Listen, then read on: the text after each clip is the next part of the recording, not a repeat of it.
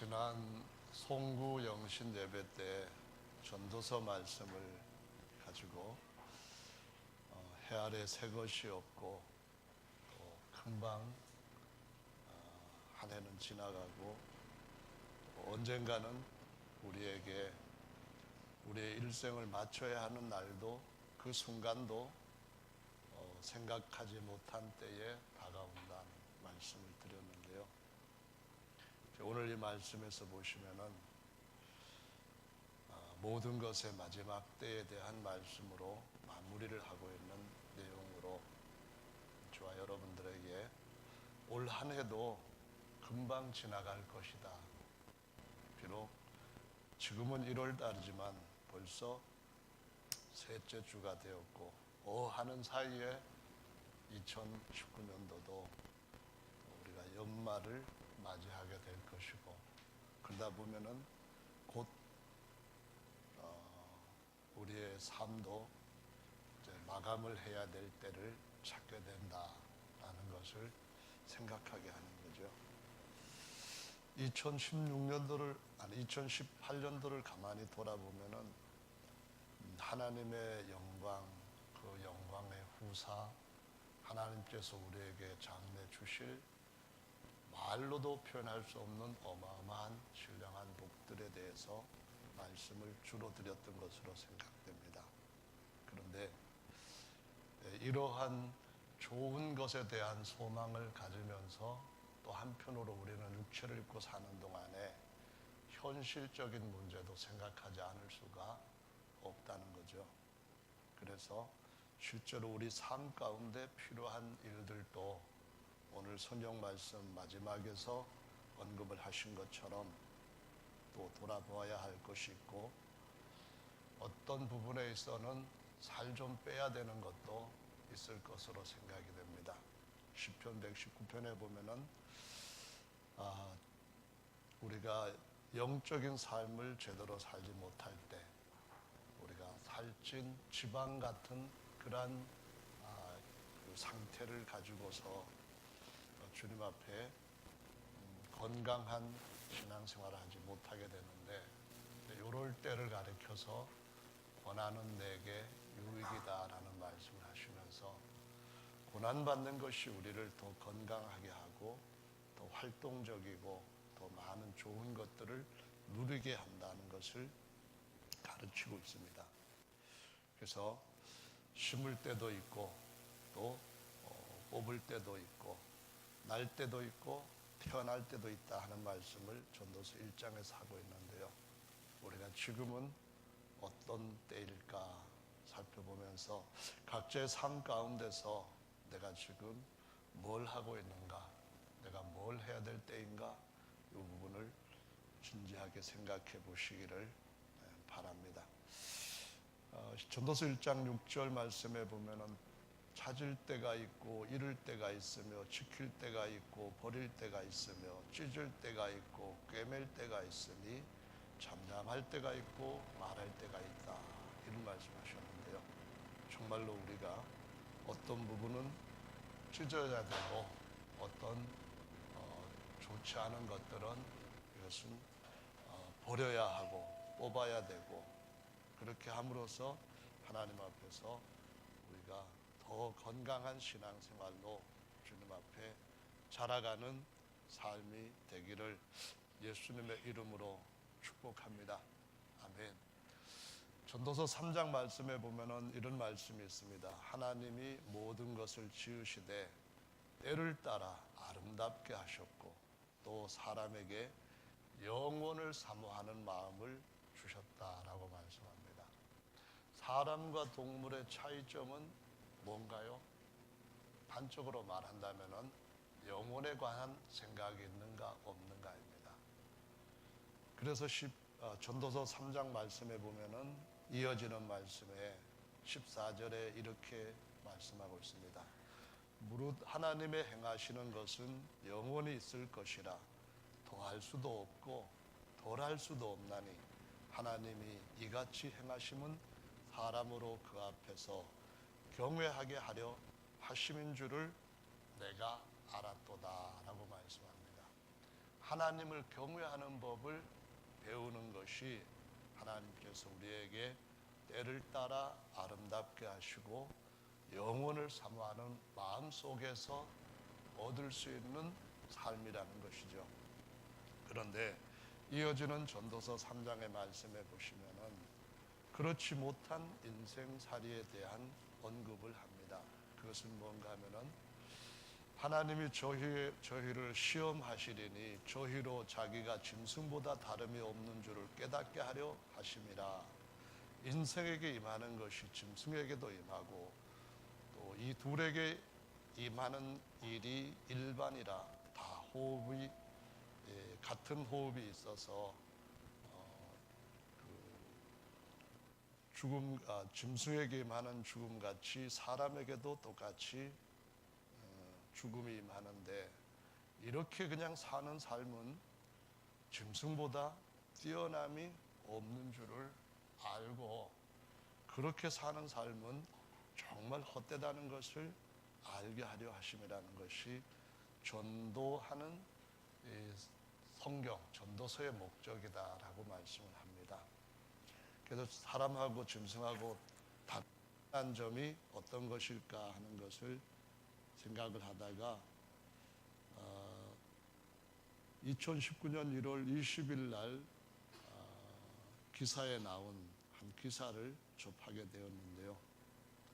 미국 플로리다 마이애미에 있는 콘레드 호텔에서 근무하던 60세 여성이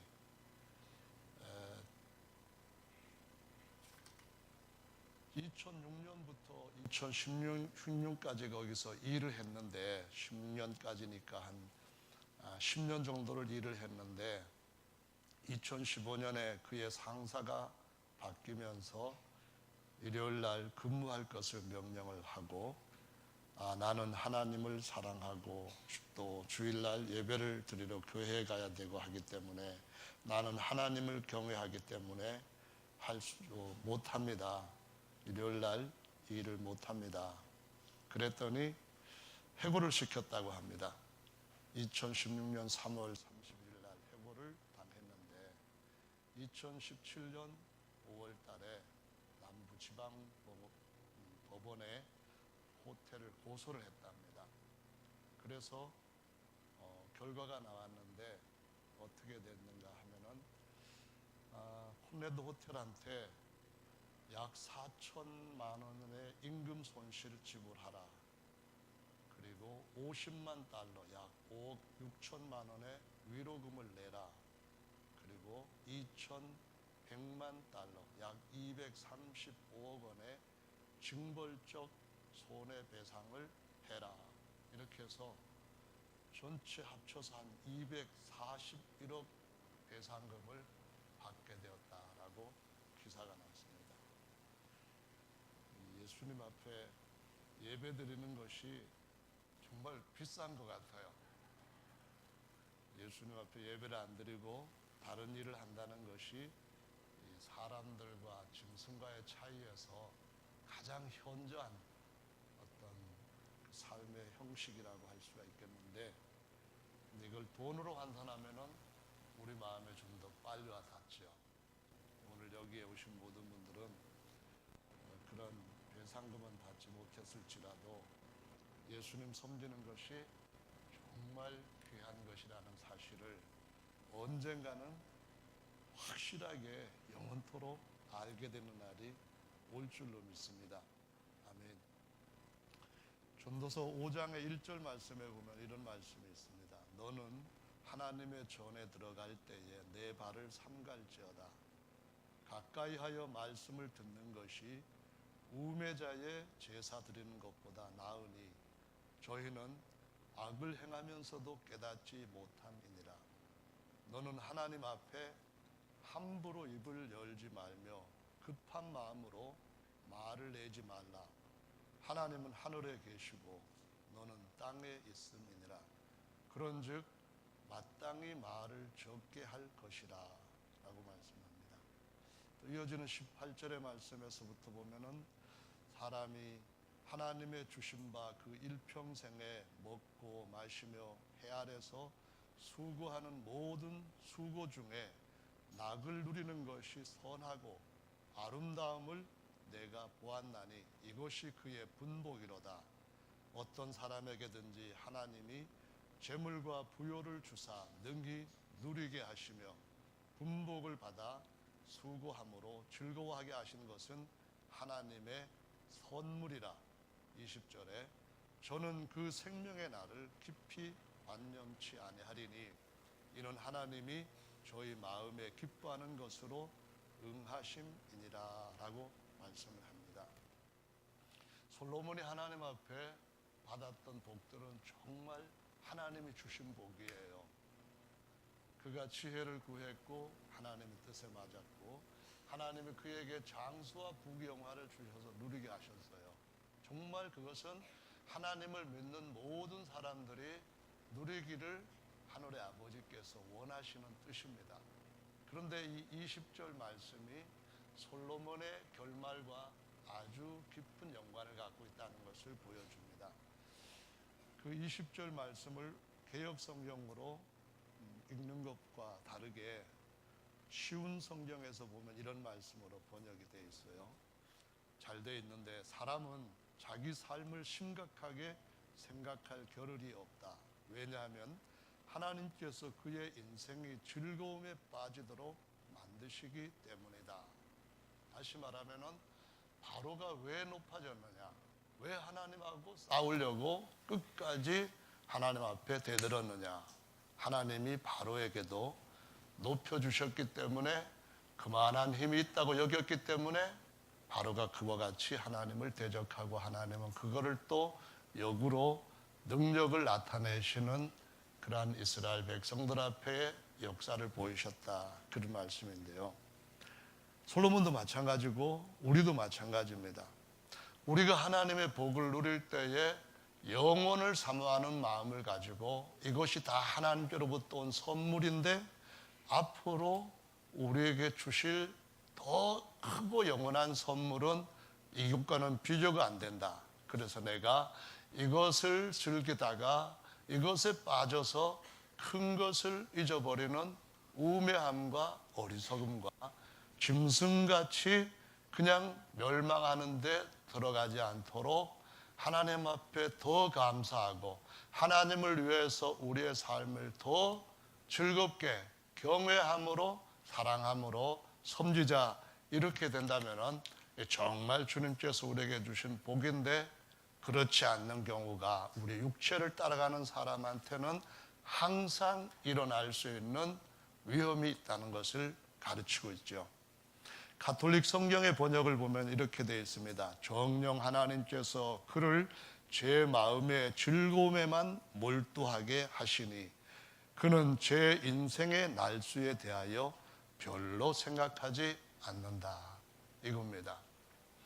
우리가 하는 모든 일들이 장래에 어떤 결과를 가져올 것인가 하는 것을 생각하는 삶과 그냥 앞에 있는 즐길 수 있는 삶을 즐기는 삶은 나중의 결과가 정말 크게 날 수도 있는데 영원한 더 큰 것을 하늘과 땅에서 누릴 수도 있는가 하면은 땅에서 얼마만큼 누리다가 영원한 것들은 오히려 다 자기도 모르게 쏟아버릴 수도 있다고 하는 사실을 보여주고 있다는 말씀입니다. 그래서 오늘날 우리 모든 인생들은 우리가 살고 있는 바로 우리의 나이대에 무엇을 해야 될 것인가를 진지하게 생각을 해야 되는데 전도서 12장 말씀은 1절에 이렇게 기록을 하고 있습니다. 너는 청년의 때 곧 곤고한 날이 이르기 전 나는 아무 낙이 없다고 할 해가 가깝기 전에 너의 창조자를 기억하라 라고 말씀합니다.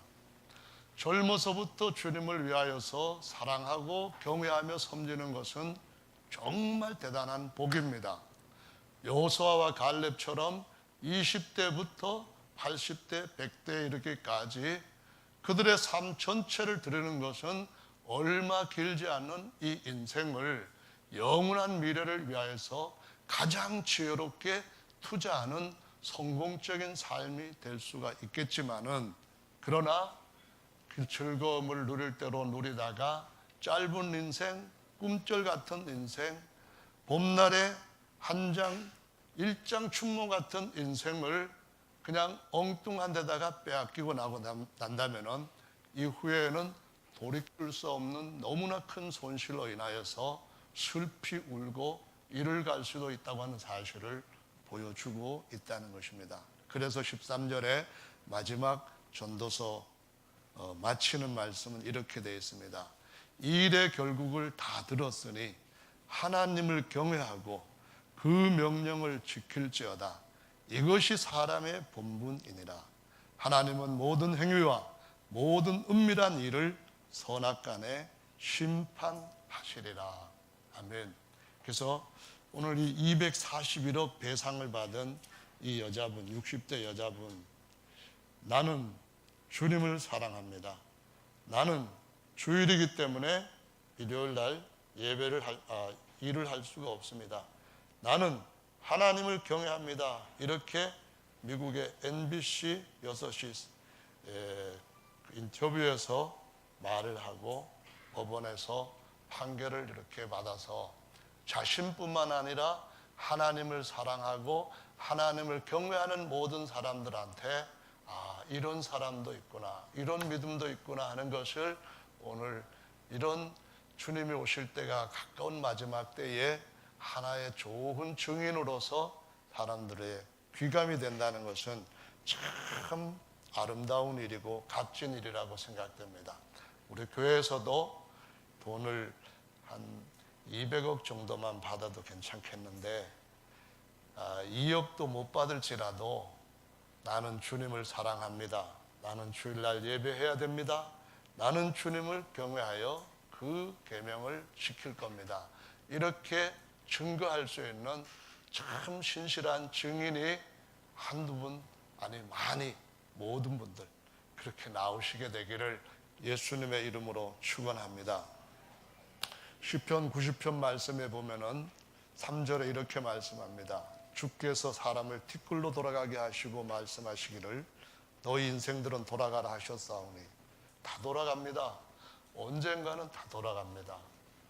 근데 그것이 우리가 생각하는 것 이상으로 빨리 옵니다. 돌아가고 난 뒤에는 우리가 했던 모든 일에 대해서 주님은 선악간에 재판을 하실 때가 온다고 말씀하시고 있습니다. 주의 목전에 1000년이 지나간 어제 같고 밤의 한 경점 같을 뿐이라고 말합니다.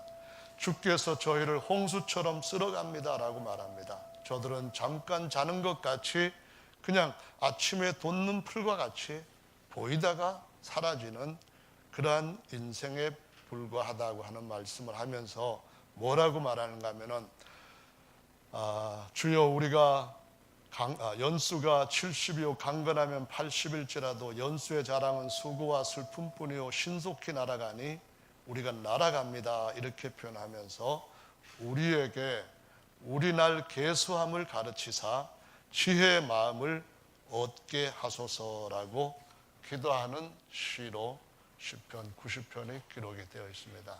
그래서 오늘 또 저와 여러분들은 오늘 나는 어디에 있는가, 오늘 나는 무엇을 해야 될 것인가, 이것을 생각하는 그러한 믿음으로 경건하게 진지하게 사시게 되기를 예수님의 이름으로 축원합니다.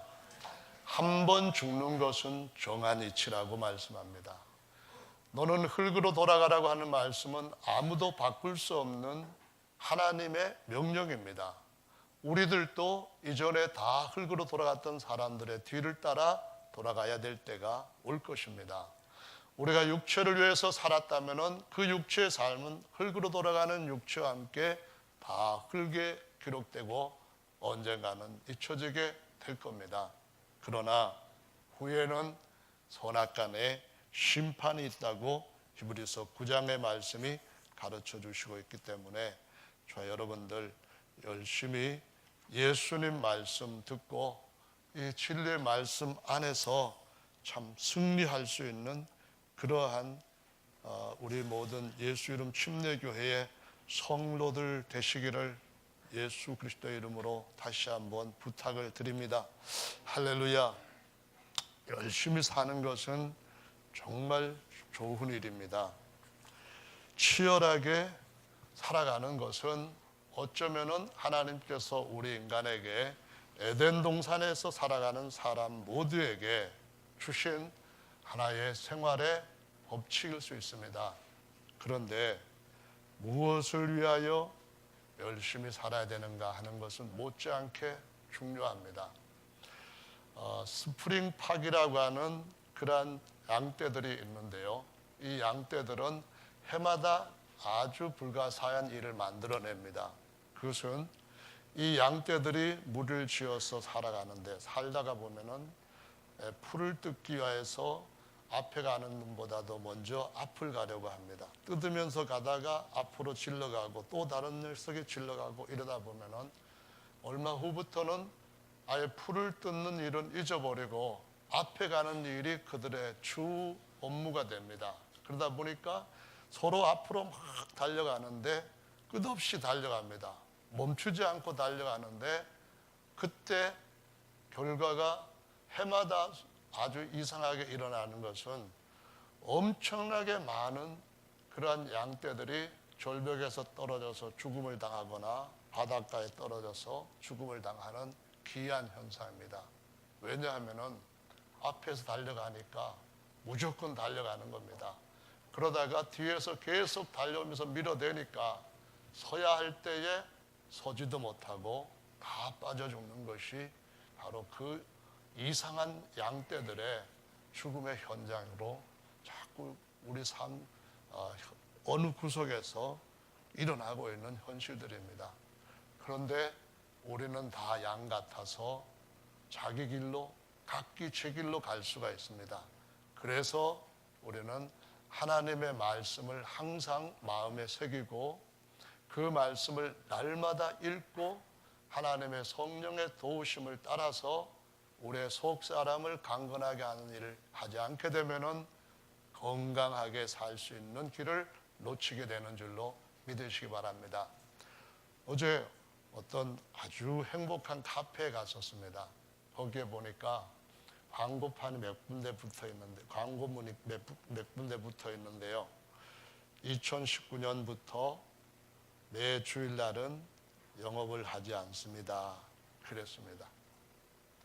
여러분, 정말로 중요한 것은 우리 인생에서 우리가 주님 앞에 주님 속에 어디를 차지하느냐인 줄로 믿으시기 바랍니다. 정말 중요한 것은 주님을 우리 속에 얼마나 채우고 주님으로 인하여서 진정한 자유를 누리느냐인 줄로 믿으시기 바랍니다. 예수님은 말씀하시기를 진리를 알지니 진리가 너희를 자유케 하리라 라고 말씀합니다. 진리가 우리를 자유케 한다는 말씀은 어떤 주일날 일하러 가고 싶으면 일하러 가고 또 놀러 가고 싶으면 놀러 가고 또 우리의 일상 삶 가운데서 내가 하고 싶으면 막 하고 그러는 삶에서 얻을 수 있는 자유하고는 다른 높은 자유입니다. 그리고 진정한 자유입니다. 그 자유는 우리에게 어떤 것을 요구하게 되는데 그것은 바로 주님께서 우리로 하여금 대한민국의 대표 선수보다도 더한 하늘나라의 대표 선수같이 선택을 받았으니까 그러한 긍지를 가지고 그러한 어떤 특권을 주님 앞에서 누리면서 살아가라고 하는 것을 의미하는 것이기도 하다는 말씀입니다. 만약에 제가 대한민국의 탁구 국가대표 선수가 되었다고 한다면은 그러면 김기성 집사가 저한테 절대로 탁구 한 판 내기로 칩시다 이런 말을 못 할 겁니다. 근데 제가 그러한 대표 선수가 되는 것은 사실은 불가능한 일이지만 하나님 나라에서 대표 선수로 택함을 받는 것은 진리 안에서 모든 사람한테 가능한 일이기 때문에 하나님 앞에 감사를 드립니다. 예를 들어서 봉사를 하는 일에 대표 선수가 될 수도 있고요. 기도하는 일에 대표 선수가 될 수도 있고요. 성경 말씀을 읽는 일에 대표 선수가 될 수도 있고요. 누군가를 위로해 주는 일에 대표 선수가 될 수도 있고요. 우리는 모든 사람들이 다 주님 앞에서 최고의 특권을 가지고 주님이 주신 그런 복을 누리는 삶을 살 수 있다고 하는 것이 얼마나 감사하고 참 하나님 앞에 한평생 충성을 할 만한 일이라는 이 일에 대해서 조금 더 마음속에 섭섭함이나 아니면은 의심할 만한 여지가 없는 아주 복된 일이라고 저는 생각을 하고 있습니다. 오늘 본문 말씀에 보면은 마지막 때에 대한 말씀들을 다 하시고 난 뒤에 주님이 하신 말씀을 보니까 아주 이상하게 들려요. 왜 이상하냐면은 이렇게 말씀합니다. 불의를 하는 자는 그대로 불의를 하고 더러운 자는 그대로 더럽고 의로운 자는 그대로 의를 행하고 거룩한 자는 그대로 거룩되게 하라, 이런 말씀을 하는데요. 여러분, 충청도 말 중에 재미있는 말이 많이 있습니다. 제가 충청도 출신이니까 그 중에 여러분들이 혹시 들어보셨는지 모르지만 재미있는 말 하나를 소개해 보겠습니다. 냅도, 이런 말이 있는데요. 냅도 아십니까? 내버려 두라, 그 말입니다. 더 이상 그냥 뭐라 하지 말고 하고 싶은 대로 하도록 냅도, 그 말입니다. 불의한 자는 냅도, 더러운 자도 냅도, 자기 마음대로 하고 싶은 자도 냅도. 그런데 의로운 자는 의롭도록 냅두고 흔들지 말라는 겁니다. 거룩한 자는 거룩하게 두고 흔들지 말라는 겁니다. 하나님께서 우리에게 오늘 마지막 말씀에서 하시는 말씀을 보면은 그대로 끝까지 가라는 겁니다. 여러분이 선택한 좋은 길을 끝까지 가라고 말씀합니다. 누가 흔들어도, 누가 유혹을 해도 거기에 조금도 유혹을 받지 말고 옳은 길을 선택했다면은 끝까지 마지막 올인하는 거기까지 잘 가셔서 승리하시는 저와 여러분들 다 되시기를 예수님의 이름으로 축원합니다. 성경에 보면은 만나라는 말씀이 나옵니다.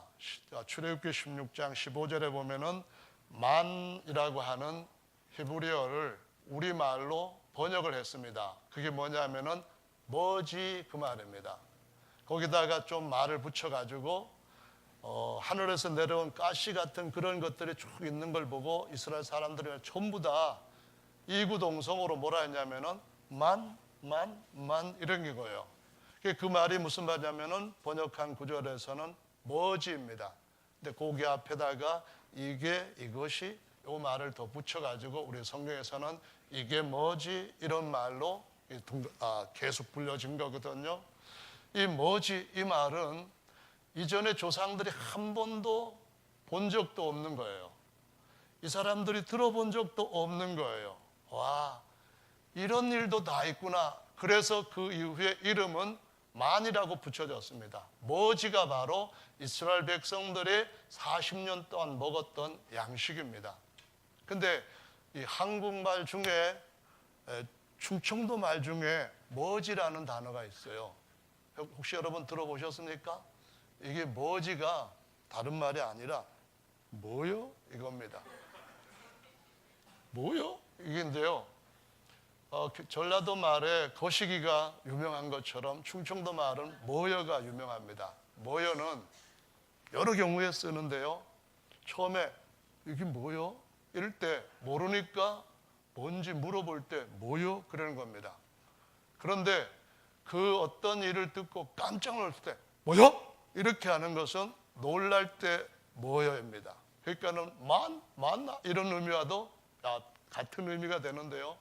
그러다가 어떤 일에 대해서 듣고 실망했을 때에 뭐요? 이렇게 나옵니다. 그러다가 또 어떤 것에 대해 가지고 안 믿어질 때 또는 뭐 화가 날 때 뭐 이럴 때 전부 다 갖다가 뭐요를 씁니다. 화가 나면 뭐요? 이렇게 나오고요. 뭐요? 뭐요? 뭐요? 하이, 뭐요? 이게 말도 안 되는 소리 이렇게 하는 것이 뭐요입니다. 그게 이제 만이라고 하는 말과 만나라고 하는 말과 같이 같은 의미로 쓰이는 건데요.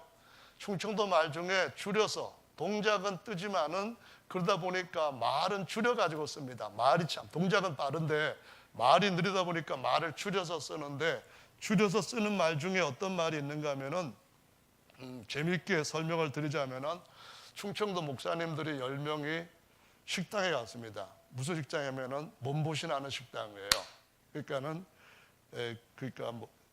그 우리나라에서 뭐 먹는 그 강아지 그 식당에 갔습니다. 그래서 목사님들이 그거 보신탕 먹느냐고 질문을 할 때 보신탕 먹어? 이렇게 안 하고요. 개혀? 이렇게 묻습니다. 그러면은 개고기 먹느냐 이 말이에요. 그래서 개혀? 그러면 혀? 그러면 개고기 먹어 이겁니다. 뭐 길게 나는 개고기를 먹어. 괜찮아 나 먹을 수 있어. 이 말이 아니고 개혀? 그러면은 잘 먹는다 그 말입니다. 그 10명이 다 개혀 했더니 개혀 혀 이렇게 하니까 주인한테 이제 주문을 받으려고 뭐라고 하는가 하면 이렇게 말합니다. 여기 개열이요 그러는 거예요. 우리 다 개지? 개열이요 그랬습니다.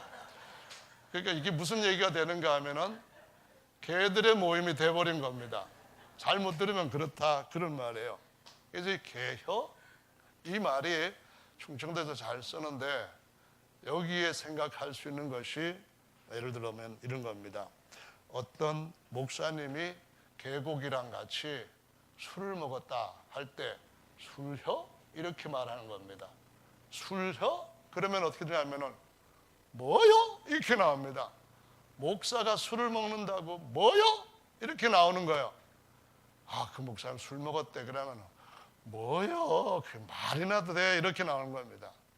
여러분 정말 우리가 살고는 이 시대에는 만나를 따라갈 것인지 아니면은 비정상적인 우리의 욕구를 따라갈 것인지 항상 새해 첫날부터 새해 첫 달부터 정립하고 한 해를 마칠 필요가 있고 일생을 그대로 잘 마칠 필요가 있는 줄로 믿으시기 바랍니다.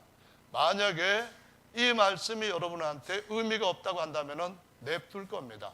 그냥 내버려 둘 것이고 의로운 자는 의롭게 되고 거룩한 자는 거룩해 두도록 내버려 둬야 된다는 것을 꼭 기억하시기를 바랍니다.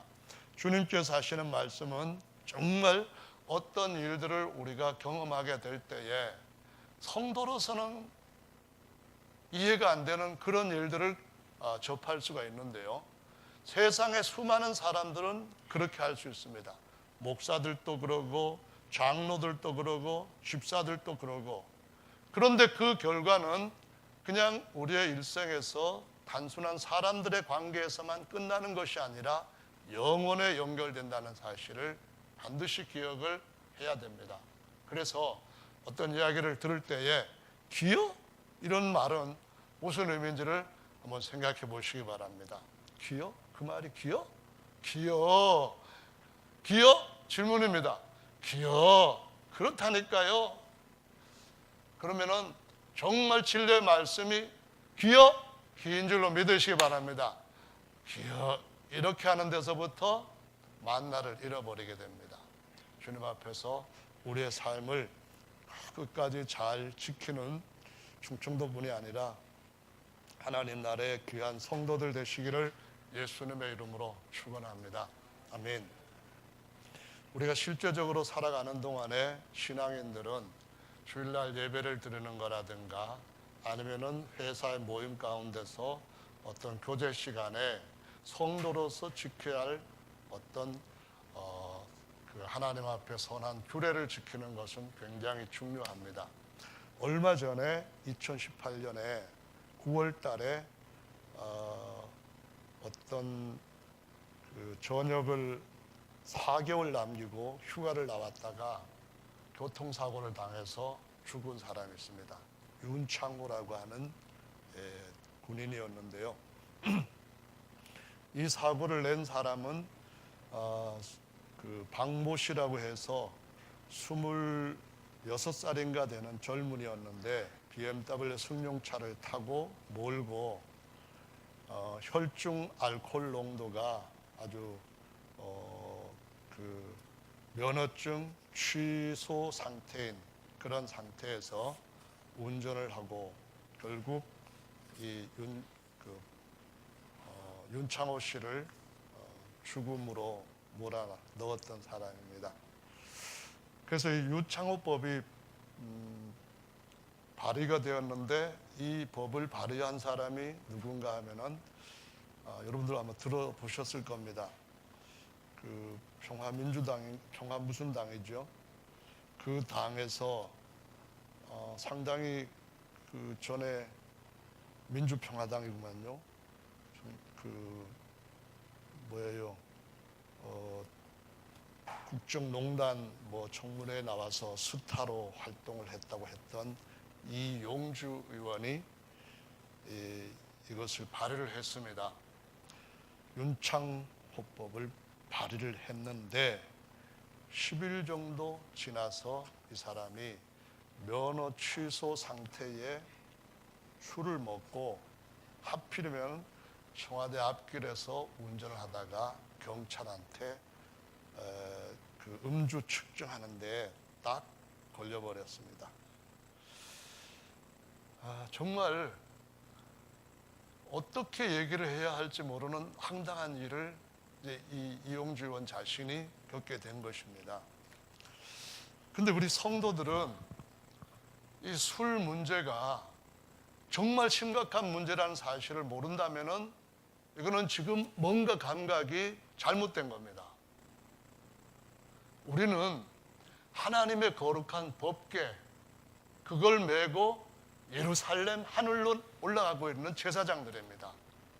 그런데 법궤를 어디 다른 데다가 모실 건가? 술집으로 모실 건가?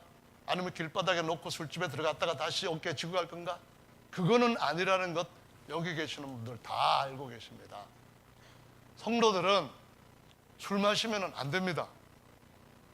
그것은 목사도 마시면 안 되고 집사도 마시면 안 되고 일반 침례받고 예수님 믿겠다고 하는 분들도 마음에 결정하고 계속해서 그 말씀을 맞게 살아가는 결단이 필요합니다. 그렇지 않고 무슨 회식 자리에서 상사가 권하니까 물론 술을 한 잔 마시는 것은 어떤 좋은 이익은 줄 수가 있습니다. 그것은 상사한테 밉보이지 않고 또 어떤 기회를 교인이라고 하는 신자라고 하는 것 때문에 이렇게 침해당하지 않고 하는 그런 점은 있습니다. 맞습니다.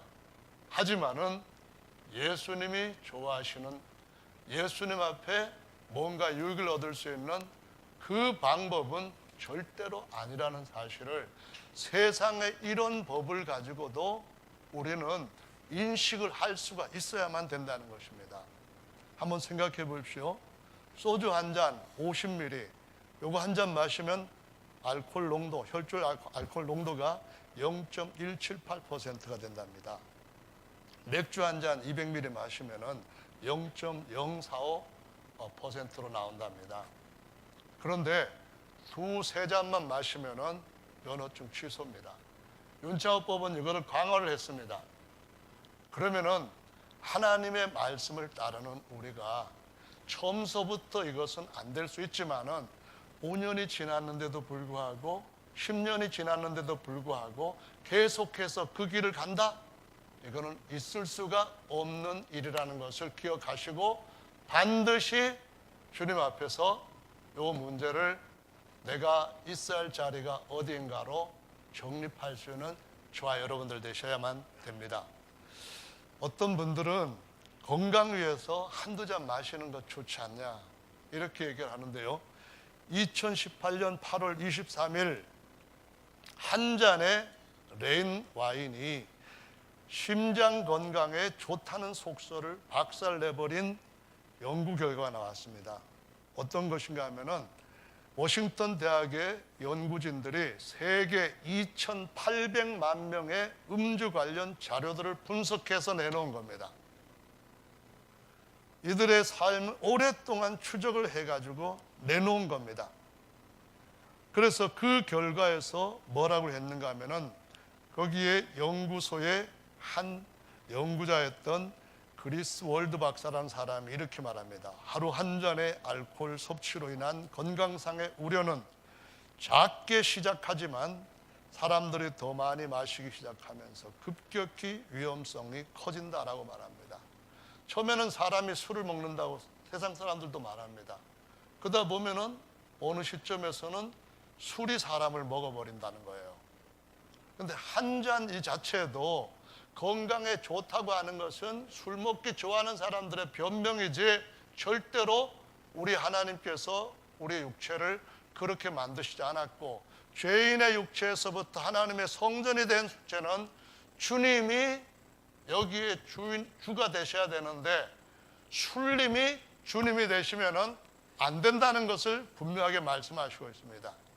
주 안에 있는 나에게 술 먹으면 걱정 없어집니다. 유익이 있죠. 그러나 그 걱정은 여전히 있는 겁니다. 예수님이 우리의 삶 가운데 진짜로 주가 될 때에 너희는 술 취하지 말라, 성령으로 침례를 받으라, 성령으로 충만을 받으라, 이 말씀은 정말 우리 모두에게 필요한 말씀이라는 것을 기억하시기 바랍니다. 저는 젊은이들이 세상에서 사는데 그냥 연세 드셔서 신앙생활 오래 해왔던 분들보다 이런 그 말씀을 따라서 사는 삶이 어렵다고 하는 것에 대해서 이해가 됩니다. 그렇지만은 우리는 기준은 하나님의 기준에서부터 덜하지도 아니면은 더하지도 말아야 된다는 것을 꼭 지켜야 됩니다. 그러나 우리는 약한 형제들을 일으켜 세우는 일 역시 정말 중요한 것이기 때문에 어떤 방법으로 일으켜 세울 것인지, 어떤 방법으로 어떤 약으로 치료할 것인지를 끊임없이 고민을 해야만 됩니다. 우리 모두는 다 가야 할 곳은 한 곳입니다. 가는 길도 오직 한 길입니다. 그 길에 치료하는 방식들은 사람마다 각기 다를 수가 있는데요, 중요한 것은 우리가 우리의 친구된 자가, 우리와 친밀한 자가 방법도 하나님의 방법으로 목적도 하나님의 목적대로 하는지, 친구라고 하지만은 하나님의 목적에서부터 벗어난, 말씀에서부터 벗어난 삶을 가지고 말하는 것인지, 방법도 하나님의 방법이 아닌 그런 방법으로 친구가 되어주는 것인지 구별을 해야 된다는 사실을 꼭 기억하시기를 바랍니다. 진짜 좋은 친구는 예수님이십니다. 예수님과 친구된 사람은 예수님의 말씀을 지킵니다. 예수님의 말씀은 우리에게 영원히 우리를 안전하게 하고 행복하게 하고 복되게 하는 삶을 살게 하는 줄로 믿으시기를 바랍니다. 정말 선지자에 보면은 이 술에 대해서 반대하는 말씀들 많이 있습니다. 그런 모든 말씀들을 오늘 짧은 시간에는 말씀을 드리지 못하겠습니다. 하지만은 우리가 알아야 되는 것은 진정한 자유는 진리 안에서 온다는 것을 절대로 잊어버려서는 안 됩니다. 계시록 22장 15절 말씀에 보면은 개들과 술객들과 행음자들과 살인자들과 우상숭배자들과 및 거짓말하는 자를 좋아하며, 거짓말을 좋아하며 지어내는 자마다 성 밖에 있으리라 라고 말씀하셨는데요, 이건 하나님 나라에 못 들어간다 그 말입니다. 그러니까 개들은 하나님 나라에 못 들어간대요.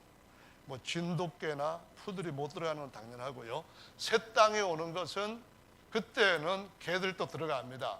무슨 개가 들어가냐면은 진돗개도 들어가고 푸들도 들어가고 뭐 무슨 개도 들어가, 새 땅에 들어갑니다. 그런데 개들이 못 들어간다고 하는 표현은 사람 중에서, 특별히 하나님을 믿는 사람들 중에 어떤 사람들은 개라는 말로 비유해서 그렇게 살지 말라, 그러면은 하나님 나라의 소망은 당신 것 아니다, 이렇게 가르쳐주고 있는 것을 알 수가 있습니다. 그래서 빌립보 3장 2절 말씀에도 보시면은 개들을 삼가고 행악하는 자들을 삼가라 라고 말씀합니다. 마태복음 7장에 보면은 거룩한 것을 개에게 주지 말고 너의 진주를 돼지에게 주지 말라 이렇게 말씀합니다. 여기서 말하는 개와 돼지는 하나님을 믿었다가 그 말씀의 도에서부터 미끄러진 자들, 그 말씀을 바꾸어서 육신을 쫓아가는 자들을 가리키는 것임을 베드로 후서에서 볼 수가 있습니다. 베드로 후서 2장 말씀에 보면은 이렇게 말합니다. 18절에 저희가 허탄한 자랑의 말을 토하며 미혹한 데 행하는 사람들에게서 겨우 피한 자들을 음란으로써 육체의 정욕 중에서 유혹하여 저희에게 자유를 준다 하여도 자기는 멸망의 종들이니 누구든지 진 자는 이긴 자의 종이 됨이니라. 만일 저희가 우리 주 대신 구주 예수 그리스도를 알므로 세상의 더러움을 피한 후에 다시 그 중에 얽매이고 지면 그 나중 형편이 처음보다 더 심하리니 의의 도를 안 후에 받은 거룩한 명령을 저버리는 것보다 알지 못하는 것이 도리어 저희에게 나으니라. 참 속담에 이르기를 개가 그 토하였던 것에 돌아가고 돼지가 씻었다가 더러운 구덩이에 도로 누웠다 하는 말이 저희에게 응하였도다. 여러분 보십시오. 주님이 말씀하시기를 주님께서 주시는 자유가 아니라 육체 정욕을 따라서 가는 자유는 진정한 자유가 아닙니다. 자녀들한테 온갖 더러운 데서 막 뒹구는 그런 걸 보고 괜찮다 네 마음대로 해, 이제는 내가 너한테 다 허락했어, 그렇게 한다면 애는 신나게 놀겠죠. 거기서 즐기겠죠. 그러나 그 아이가 과연 건강하게 바르게 자랄 수 있을까요? 우리 자녀들한테 먹을거리도 굉장히 조심해서 건강에 좋은 것, 정신적으로 괜찮은 것 권하지 않습니까? 영적인 것은 더 중요한 것이고 영원한 것이라는 것을 꼭 기억하시고 주님 앞에서 진정한 자유를 얻고 그 안에서 즐거워하는 저와 여러분들 되도록 해야 될 줄로 믿으시길 바랍니다. 성경 말씀에 보면은 주님께서 마지막 심판을 요한계시록 20장 끝에서 하는 것을 보여주시고 있습니다. 요한복음 20장의 말씀에 보면은 마지막 심판을 하시는데 그 심판은 어떻게 되는가 하면은 생명책에 기록되어 있지 않는 사람을 심판하고, 두 번째로는 행위에 기록된 대로 심판을 하고, 세 번째로는 더하지도 말고 빼지도 말라는 말씀의 책을 펴놓은 상태에서 심판하신다고 했습니다. 왜 심판의 맨 마지막에 부활할 자들이 다 부활하고 난 뒤에 그때 일어날까요? 여러분 아세요? 그 이유는 중요한 것이 있습니다. 아담으로부터 시작을 해서 맨 마지막 불못에 던져지기 위하여 생명체에 기록되지 못한 모든 사람에게 이르기까지 똑같은 잣대를 가지고 심판하신다는 겁니다.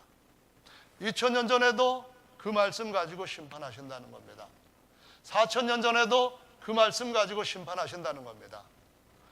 6000년 전에 있어서도 똑같은 말씀을 가지고 그 말씀에 기록된 대로 행위에 따라 심판하신다는 것입니다. 오직 예수님의 말씀만이 우리를 영원한 생명책에 기록할 수 있는, 하나님께서 우리에게 자신의 모든 것을 주신 너무나 소중한 것이요, 사탄 마귀가 훔쳐갈 수 없도록 모든 걸 다해서 지켜야 될 보배인 줄로 믿으시기 바랍니다.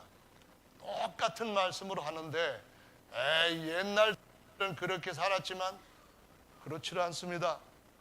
오늘날 사람들도 똑같은 성경책을 보면서 그 앞에서 심판에 대해서 질문을 받게 될 것입니다.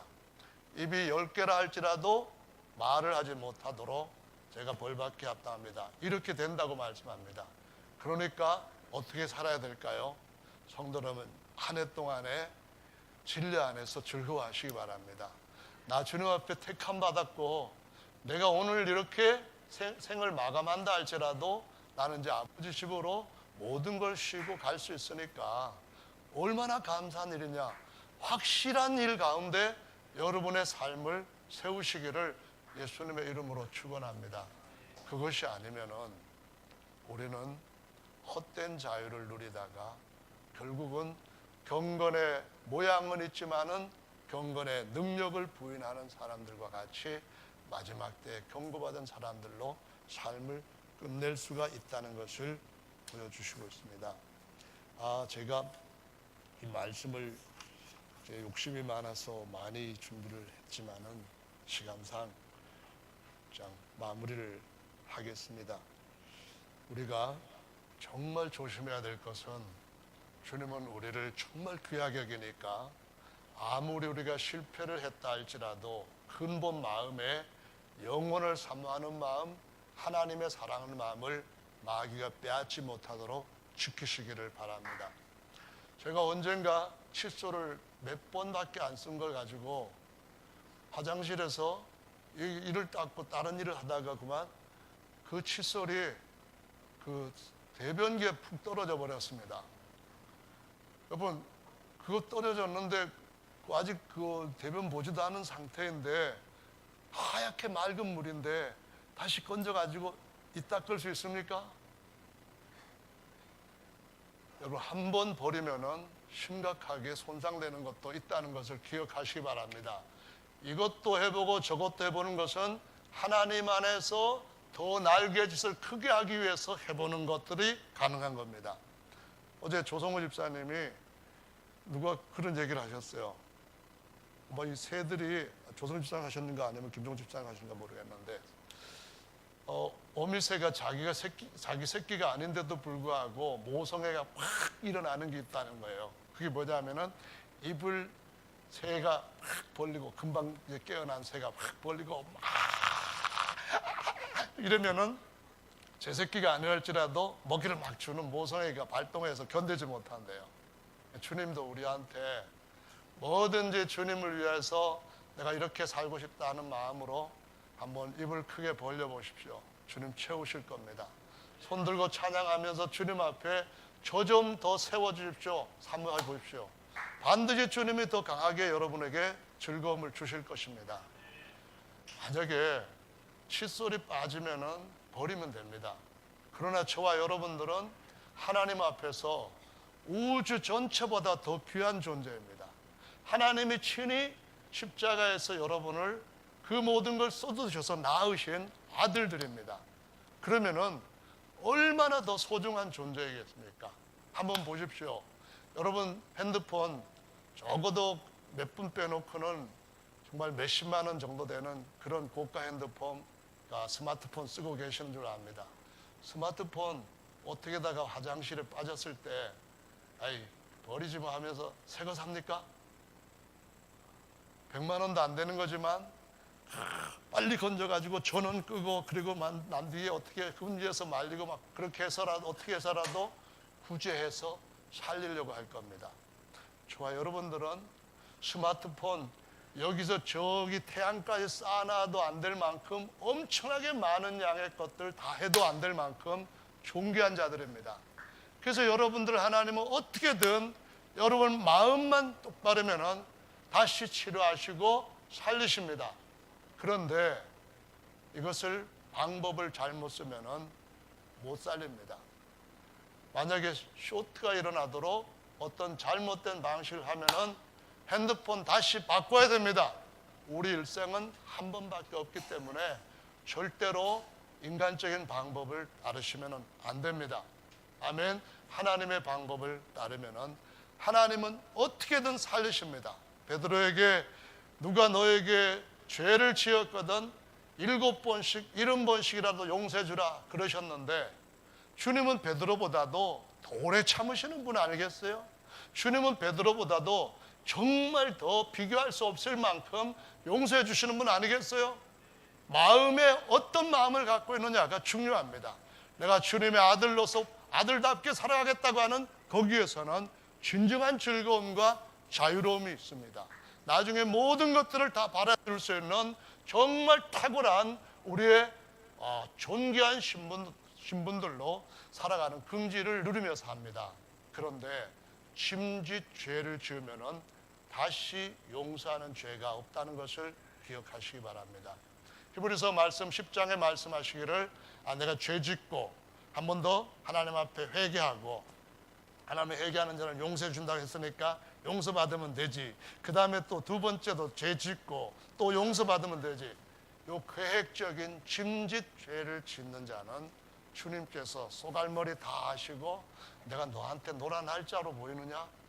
나는 소멸하는 불이라고 하시면서 그런 마음을 가지고 있는 자들은 주님께서 아무리 너그러우셔도 이용하려고 할 때는 용서를 못 하시는 분이십니다. 아멘. 주님은 거짓말 하실 수 없는 분이고 그러나 우리 모두를 다시 세울 수 있는 분인데 이 안에서 저와 여러분들이 승리하는 삶을 끝까지 살 수 있다는 것을 기억하시고 저나 여러분들이 어른들 우리 위에 어른들 세대에서는 정말 뭐 해라 안 하면 안 돼 너 그럼 밥 안 줄 거야 뭐 이런 식으로 신앙교육도 받았을 수도 있습니다. 잘한 건 아닙니다. 그러나 그 시대적인 어떤 흐름은 그런 것들이 어쩌면은 우리가 배운 한계였을지도 모릅니다. 하지만 지금 우리의 모든 다음 세대들은 엄청난 혼란 가운데서 신앙과 사회의 한 일원으로서 강한 갈등들을 싸우면서 살아갑니다. 그들을 위해서 우리가 예수님이 했던 것처럼 뭔가 어떻게 해주고 그들을 붙들어 세울 수 있는 지혜를 구해야 될 때인 줄로 믿습니다. 그러한 은혜가 우리 모두에게 있게 되기를 예수님의 이름으로 축원합니다. 다 같이 주님 앞에 잠시 동안 우리의 믿음을